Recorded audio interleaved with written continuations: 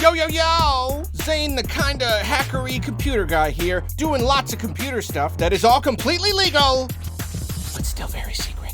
What is it, you ask? Well, are you the man? Do you work for the man?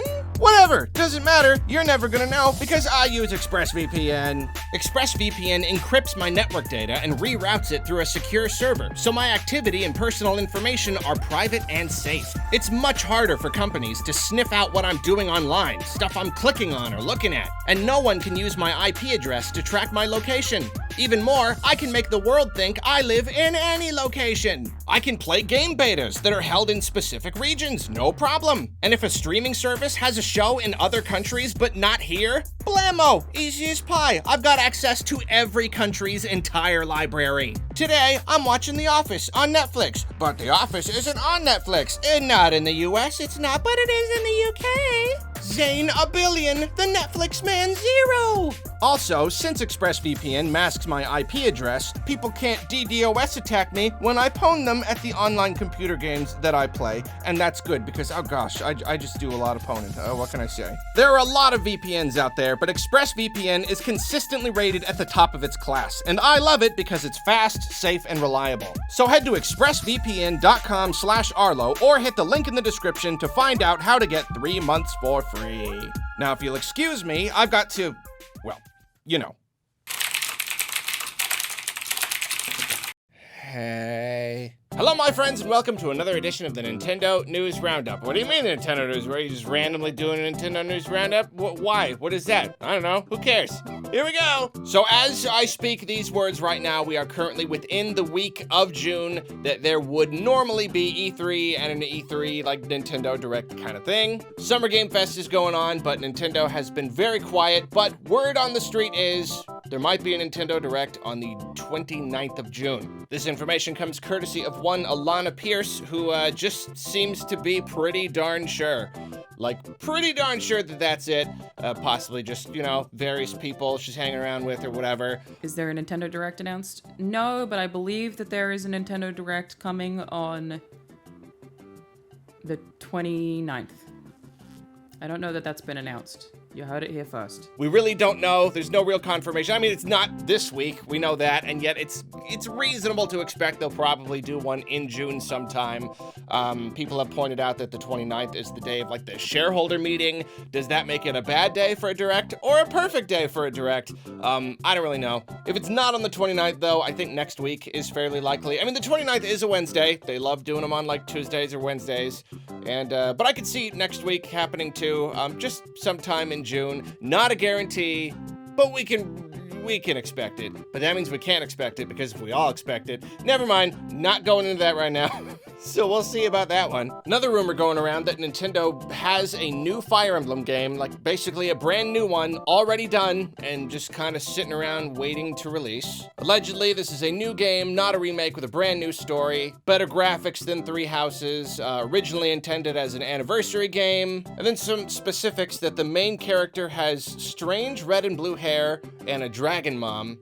And then something about a new emblems gimmick allows players to summon Fire Emblem characters from the past for your squad. I mean, you know, it could be true. It's like just specific enough, just vague enough, you know, and it's reasonable to think that they will make another Fire Emblem game pretty soon. I don't see us seeing anything about one this close to Three Hopes. I feel like it's going to be a good while before we'd see anything. And as many people have pointed out, it is technically possible that all of these things are true about Three Hopes. It's just possible. Main character has purple hair, red and blue, dragon emblems, like, we don't know. Like, for all we know, that is in Three Hopes. I don't know, there you go. This is a terrific one. This is one of those rare, I mean, just anytime someone uncovers some old canceled game or beta footage or whatever, it's always an extra special treat. I didn't know this, but apparently on the Super NES, there was gonna be a game called Kid Kirby, which was canceled, but Kid Kirby Archive has dug up some brand new stuff. It's really, really incredible. We have character renders. One is of Prince DDD, which is like baby DVD. There's stuff from the manual, like all sorts of little details. Kirby was gonna use like a kid speak thing. He speaks like a kid language. Like it's really, really interesting. So check out this Twitter thread here. Super duper cool. Old 90s CG renders. Like gosh, they're so good. It's just like so much nostalgia for those. Another interesting discovery, Did You Know Gaming? They do good work. They do very, very good work. Just like finding information from like old interviews and things that have technically been there forever, but just like, I don't know, no one's translated them or something. It's really, really interesting. Apparently, the original Pokemon games, there were going to be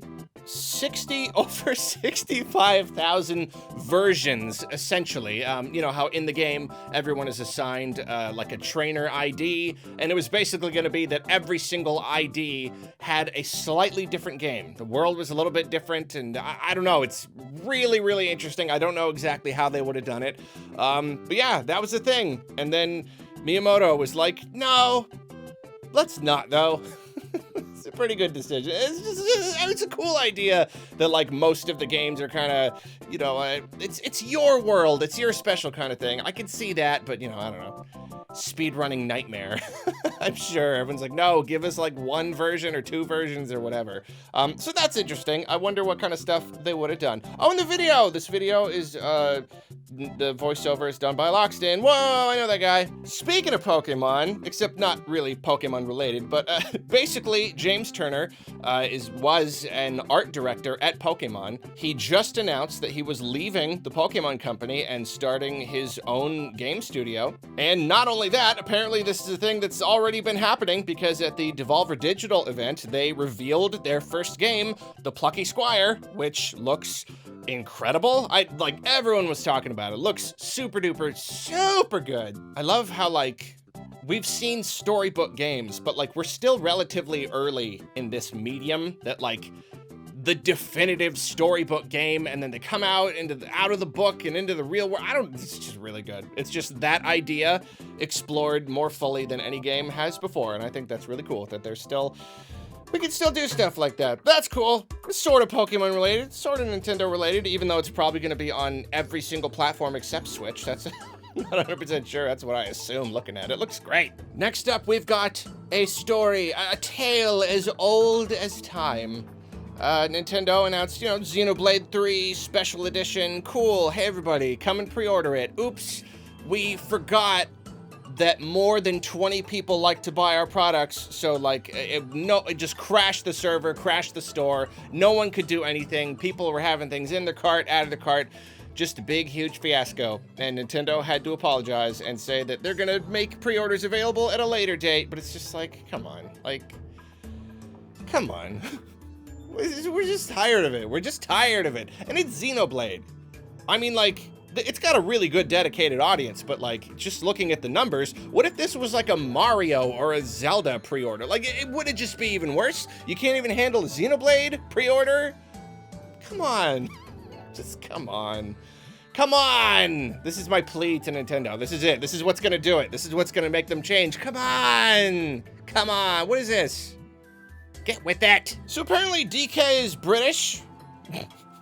At least according to a funny little quiz in like an old Burger King kids toy thing. This was just someone found this, and you know, turns out DK is from it's British. I don't know what else to say. And then moved to Donkey Kong Island, suggesting that Britain and, you know, DK Island are in the same world. I guess the real world is out there somewhere in the DK universe, which does that mean that's Mario's universe too? It's all just ridiculous, doesn't mean anything. I don't know why any person writing that little thing, I guess, were they just making stuff up? Was that like a real thing at some point? I don't know. But there you go, DK's British. So the whole Gary Bowser court thing, I've been kind of just ignoring that. You know, all these stories coming out, how like, oh, Nintendo, they want to make the judge wants to make an example of him, blah, blah, blah, all the sentencing. I don't really care anymore.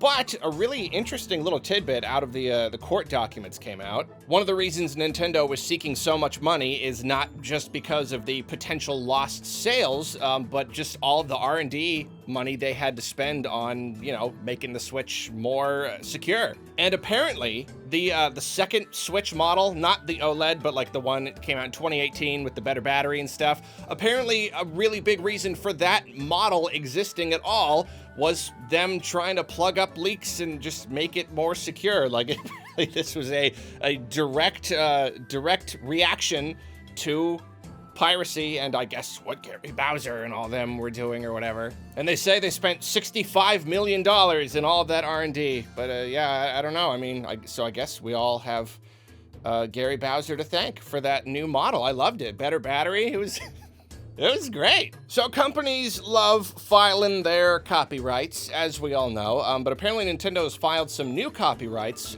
related to the Mario movie. Basically like new kind of company titles.